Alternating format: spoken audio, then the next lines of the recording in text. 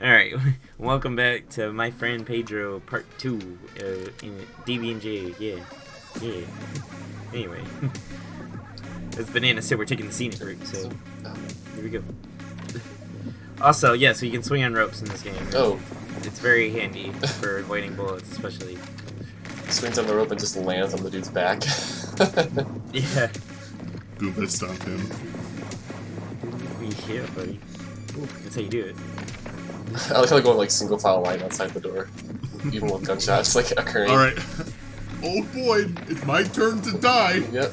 What's that noise? Here we go! No, this looks fun though. That reminds me of that Rick and Morty episode where Rick sells guns to an assassin. And he's like, oh boy, here I go killing again. Yeah, that's pretty much what this game is. Oh boy, here I go killing again. I love that guy, by the way. Best character in the show. Oh man. I haven't actually sat down and watched all of it. You what? For Rick and Morty. I didn't hear you at all. The most I've watched out of Rick and Morty is like a few episodes on an airplane. That's it. Oh. Yeah. I got Jacob to watch Futurama and SpongeBob when he visited, so I'm probably gonna do that with Rick and Morty next, I guess. I guess I watched like the later seasons. You guys said it wasn't as good, so. Yeah. I still like the newer seasons, but yeah, seasons 1 and 2 are like where it's at. Although I've seen the trailer for season 5 and it looks like it might be pretty good. I haven't seen it yet. I'll just wait until it comes out, honestly. But yeah, I mean, I'm sure it'll be good. Like, the show has had a few duds episode-wise, but as a whole, I've still enjoyed it. I just think the older seasons are more consistently good, and they have certain qualities the later seasons don't have. Yeah. I always liked how the main focus in the first season was about how Rick was like this self-centered scientist, and then it became more about the family. So I get what they were trying to do, but... One thing that kind of bothers me about the new seasons is how, like, basically immortal Rick is. Like, you see him in combat, and he's unstoppable with all the devices he has. The old seasons didn't do that at all. Yeah. I just don't like it, because, I mean, like, I admire the creativity of it, but I don't know, it's kind of like, you know, that common complaint with Superman, where you're like, okay, he's so overpowered that it makes it uninteresting. That's what I feel about Rick in the new seasons. Yeah, I can see that. Yeah, he pretty much does become the god in the later seasons, yeah. Because literally he has like an overshield over his entire body. He's like made out of like robot. He has like a robot arm or whatever. Good job in the score. Good job. Yeah, thank you. Yeah, that was actually one of the few levels where I was able to like string a combo throughout the entire thing. You do get an achievement for making a few baskets in the hoop, by the way. So if you want a free achievement score, I already have it, so I don't think I do it. I love when I love when games have you do stupid stuff for achievements. Like, speaking of Rick and Morty, I was playing a while ago, like about a year ago. I was playing what's it called? Trover Saves the Universe. Not in VR because I don't have a headset, but I did play a little bit of it. And in the ship, there is like this trash can with a few crumbled up pieces of paper. And I decided to throw them in just for funsies, and I got a trophy from it. I love stuff like that. I still want to play that game. Isn't that on Switch? Yeah, but like it really seems like a game that you should be playing in VR. That's why I stopped playing it. But when I was playing it, I legitimately thought it was hilarious. It actually might be the funniest game I've ever played.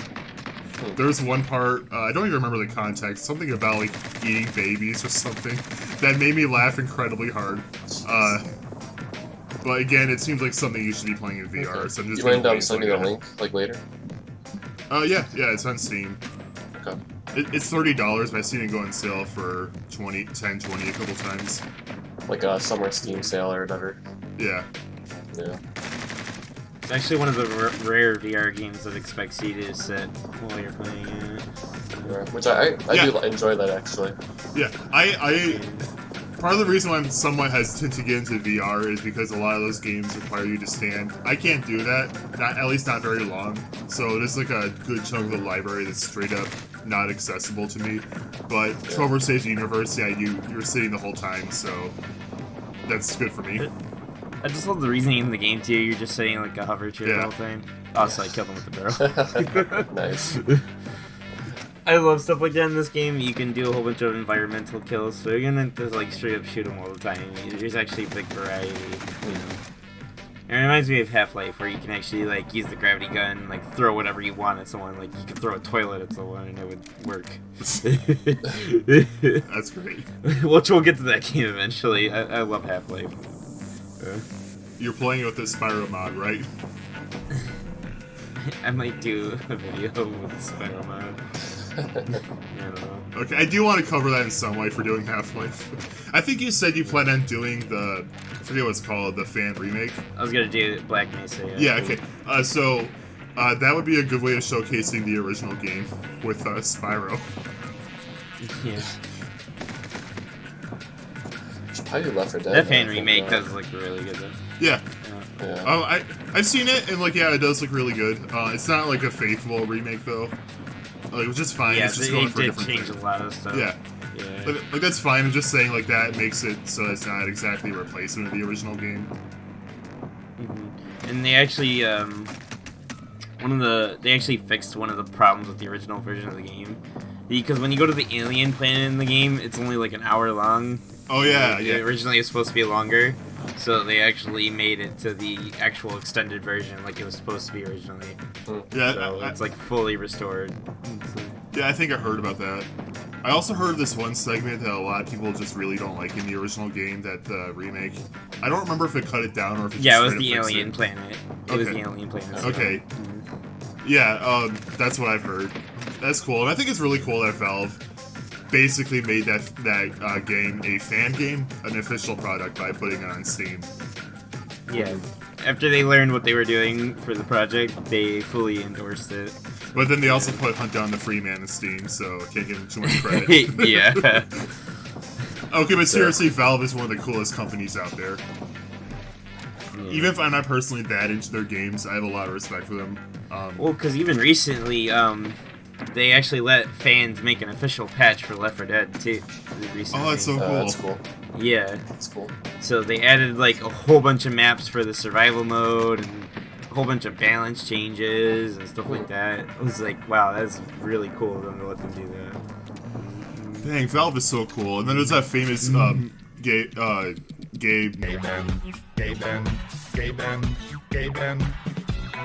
valvesoftware.com. Newell? Is that his name? Yeah, Gabe Newell. Okay, that quote where he says that piracy is a service problem, and I see that thrown around a lot, and yeah, it's true, and it's just really cool to see a head of a company that big say something like that. Yeah. Well, Steam's proof of it. Yeah, like he has a whole bunch of old games. Like one of my main problems with companies like Nintendo is they view piracy in a very black and white way. And I'm not saying piracy is okay all the time, but there is a reason people do it, and most of the time it is a service thing. Not all the time. Like there's absolutely people who pirate games because it's free, but a lot of times piracy is either more convenient, you get a better version of the game, either through emulation or maybe no DRM, stuff like that. Oh, like, I'm gonna be honest here. I recently pirated the PC version of Crash 4, and I had no shame in doing so because the PC version, the official one, has always online DRM, and I think that's a lot of poop. I don't like that. I got the game officially, like, twice on 2 different consoles, so I don't feel too bad, but yeah. I was gonna say, yeah, you already paid for 2 copies. Yeah. I can understand how you're like, yeah. Yeah. If people are mad at me for that, whatever, I don't care. I'm okay with it, that's all that matters. It's not like you didn't support it, you know? It's like, yeah, like, in that case, honestly, I would recommend, if you want to get on PC, I would recommend just pirating it, but also get it on a platform so you're still supporting the game, but not the PC version. Because I don't like the idea of buying the PC version, because it's basically telling Activision, yes, always online DRM is fine, keep doing it. Well, you can still buy an official PC version. You could just download a crack and just No, make it so you well, don't one, have to use yeah, it, but you're still supporting it though. That's my issue with that. Yeah. I would say just get it on like Okay, yeah. get it on like Switch, PS4, whatever. That way you're supporting the game itself, but not the PC version. Because like the I'm game. probably just gonna get the Switch version anyway, Yeah. just because I have the Insane Trilogy on Switch. Right. Also the Switch version is really good. Sorry. Oh, really? Spyro- I was really hoping it would be. Yeah. Okay, cool. I'm definitely gonna get that version. Like Spyro was crusty, but Crash 4 is actually really, really good. It runs very well. Yeah. Yeah, that's really creative. It runs really well, and it looks great. There's like one bit of crust I noticed where Engine's eyes are a really low resolution. That's it. Everything else looks great. Yeah. I was gonna say, I watched a Digital Foundry video on it, and it was pretty impressive. Yeah, I'm kind of blown away with how good it is. It makes me kind of sad Spyro came out the way it did. Like, I still like it. I'm happy I have it, and it's totally playable, but it's still pretty crusty. Alright. So I just wanted to point out those crates I broke in that top left there. I think there would have been a secret there had I not already collected it. So yeah. There are secrets hidden in the levels, and the secrets in this game are actually like cheat codes and stuff. So.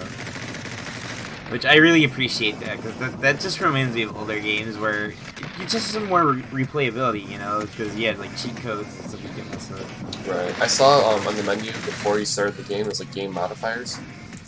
Yeah, that's the cheat codes. Yeah. Yeah. Yep. It has like infinite ammo, infinite slow-mo. I think there's one where it's like enemies explode after you shoot them or something. Yeah. That's cool. It's a lot of variety. Okay, that is really cool.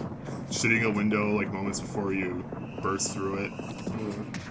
Yeah. It's just actually, when you actually like step back and look at what you're doing in this game, it's like, yeah, it's like, how did you make all this work like this?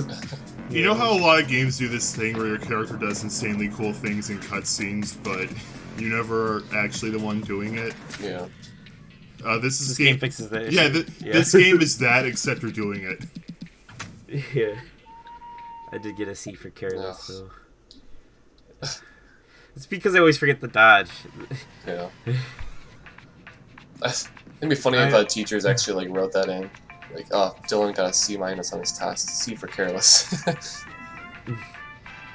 I do have this game's graphics on high, by the way. Linked to the highest setting. It does look pretty good. I mean, I am running in 720p, so it's still gonna look slightly poopy regardless. Well, we have the 480p version, so it does look a little muddy. Yeah. I mean, the cut I'm looking at right now looks fine, but you can still tell it's 720p.